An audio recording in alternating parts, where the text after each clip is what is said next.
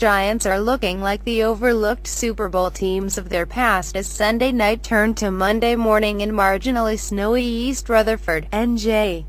Just minutes removed from the New York Giants' predictably unpredictable 10-7 win over the previously surging Dallas Cowboys, everything suddenly went dark inside of the home team's locker room. I mean, literally, all of the lights just went out.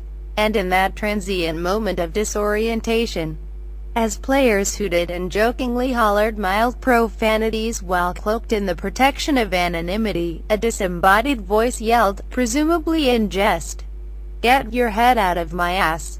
That was just a colorful transition into this. We have all had our heads in our proverbial rear ends this season.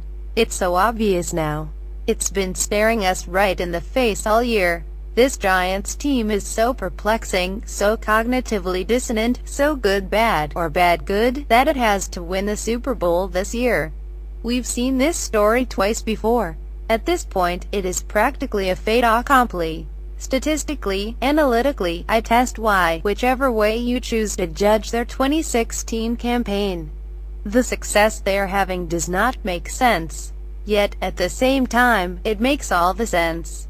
As the old saying goes, fool me once, shame on you. Fool me twice, shame on me. Try to fool me a third time, though, and I'll be on to you by week 14. Or something like that. Obviously you can see the similarities to the past Super Bowl years, says receiver Victor Cruz, one of 5 members of the 2011 championship team still on the Giants roster. Obviously there are some parallels. This team has that same energy, the same resiliency. Resiliency is one way to put it.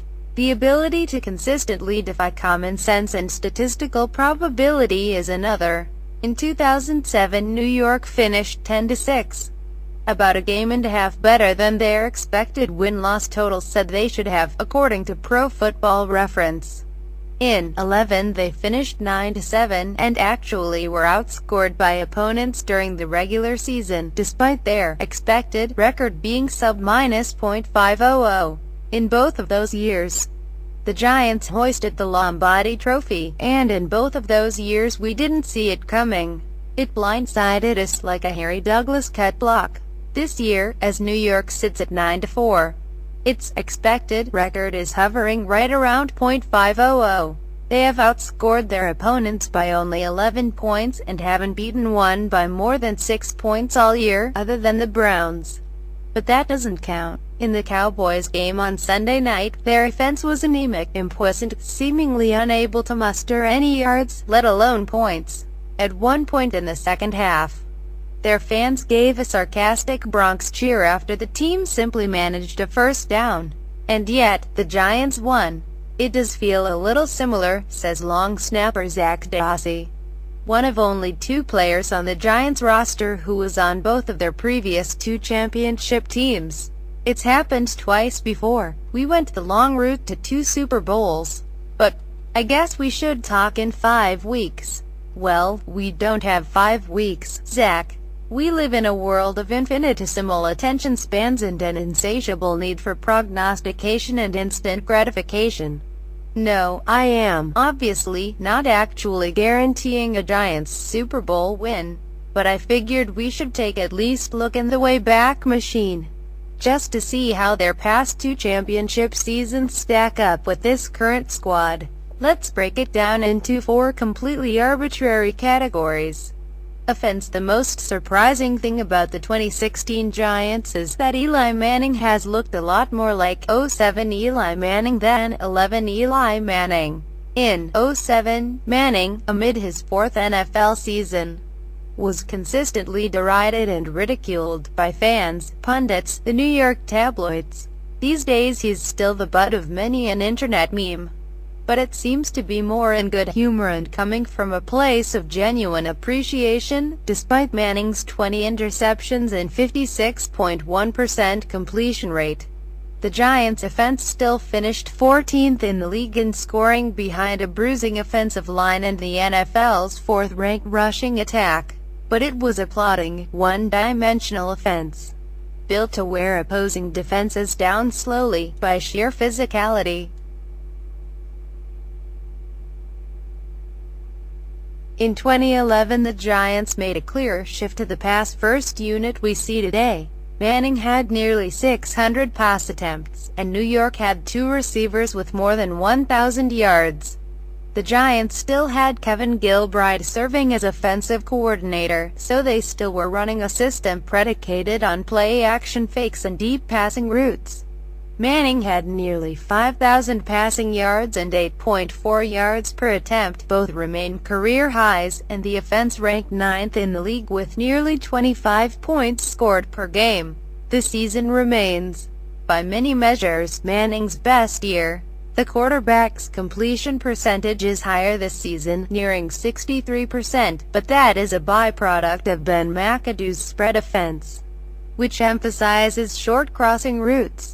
Manning actually has regressed this year, compared with his recent seasons, and he hasn't gotten much help from a makeshift offensive line and the league's second least productive rushing attack. The line should improve once left guard Justin Pugh returns from injury. An offense that ranked 6th in scoring last year has fallen all the way down to 25th this season, despite promoting the offensive coordinator to head coach.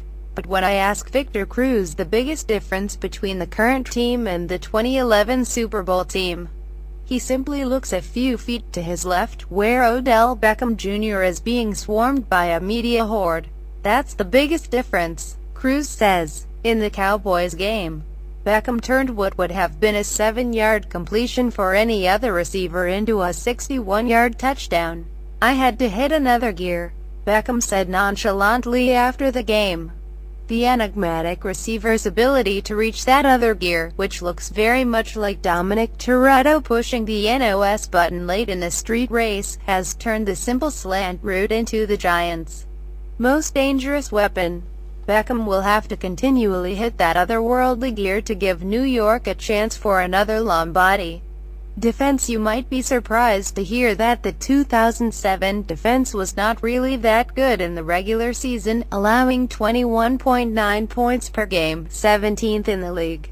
The unit was led by coordinator Steve Spagnuolo and a relentless pass rush, Michael Strahan, Osiu Miniora, Justin Tuck and co., who combined for 53 sacks, 6 more than any other team in the NFL. And in 11, with Spagnuolo again, the defensive unit ranked 25th despite the emergence of Jason Pierre-Paul and his 16.5 sacks. In both years, the Giants' defense went on dominant playoff runs after inconsistent regular seasons. The 2016 defense, with Spagnuolo back in the fold as of last year, easily has been the most consistent and impressive of all 3 teams. After spending $204 million on 4 defensive free agents in the offseason, New York currently boasts the 7th-ranked unit in the league. Janoris Jenkins has been a revelation as a shutdown corner, the 6th best at his position in the NFL, according to Pro Football Focus's rankings, with Dominique Rodgers-Cromartie slotting in as No. 11. The addition of tackle Damon Harrison has turned the defense into a top 10 run-stopping unit. The pass rush has rounded into elite form in recent weeks. The Giants' 26 sacks since Week 6 are the 2nd most in the league, and second-year Landon Collins has been transmogrified into one of the best and most well-rounded safeties in the league seemingly overnight. Worth noting, while the loss of Pierre-Paul didn't seem to adversely affect the unit against the Cowboys on Sunday, it could be a crippling absence for the remainder of the regular season. And while Beckham got much of the media love after the win over the Cowboys on Sunday, it was the stingy play of the defense that kept the game close to begin with, as it has been doing most of the season. Throughout New England, Patriots fans have been waking up in cold sweats in recent weeks, having PTSD-like dreams about the possibility of having to face New York in another Super Bowl. The Giants ended the Patriots' dream undefeated season in 2007, beating the team everyone already was considering the greatest in NFL history. It wasn't as big of an upset when it happened again in 11, but New England was 13-3 in the regular season that year, the number 1 seed in the AFC, and out for revenge. They are the only two blemishes on Tom Brady's resume, and probably in his entire life. And with New England prohibitive favorites to represent the AFC in the Super Bowl again this year, it just feels right that it would come against another one of these Giants teams, either for Brady to finally get that monkey off his back, or for history to repeat itself again. The "count us out" game. There is a point in every Giants Super Bowl season when the team is completely written off. In 2007, that game came in Week 12, at home, against Minnesota. New York lost 41-17 to a Tarvaris Jackson-led Vikings squad, as Eli Manning threw 4 interceptions and had 3 returned for touchdowns. In 11, New York lost 49-24 to the Saints in Week 12, the third game in what would be a 4-game losing streak. The Giants' defense allowed nearly 600 total yards, and their offense fumbled 4 times. This year, I'd argue that a low point has yet to come. Sure, they lost 3 straight games early in the year, but they were all to potential playoff teams. And they lost to the Steelers in Week 13, another playoff contender, but not in demoralizing, throw-in-the-towel on the season fashion. My prediction: that low point comes next week, against the 9-4 Lions at home. A blowout loss in that game, and the Giants will have the football world back right where they want it, doubting that they are for real. We love the underdog role, Cruz says back by his locker after the win over the Cowboys. We don't want to be put on that pedestal. We want to come from behind when no one expects us to win and shock the world.